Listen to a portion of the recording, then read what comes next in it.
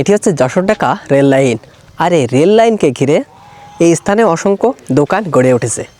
এই হচ্ছে দোকান, বিভিন্ন রকমের খাবার, এরপরে চা, নিত্য প্রয়োজনীয় খাবার। এই যে এখানে বিভিন্ন সবজি বিক্রি করছে। কাকা ভালো আছেন? কতদিন ধরে এটা করতেছেন এইখানে? এখানে ওই যে দোকানদার আছে ওই। ও আচ্ছা, ভাই আপনি এটা কতদিন ধরে এটা শুরু হয়েছে?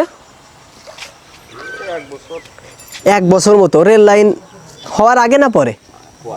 পরে। বেচা কিনা মোটামুটি ভালো? ভাইয়া ভালো? বাসায় এলাকায়?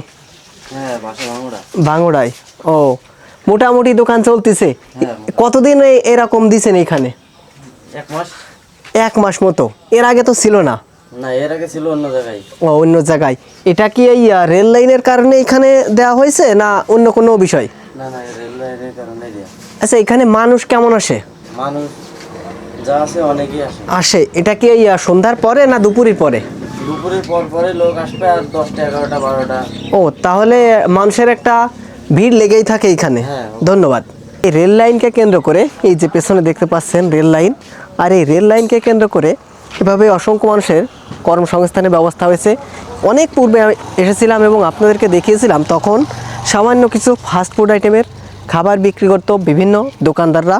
তবে সেটি এখন পাচ্ছে না, হয়তো এর পরে, অর্থাৎ আরও 1 থেকে 1.5 ঘন্টা পরে আসলে হয়তো সেটি দেখতে পাবো। তাহলে ভাবুন যে আসলে মানুষের অনেক উন্নতি হয়েছে এই রেল লাইন নির্মাণ হওয়ার ফলে।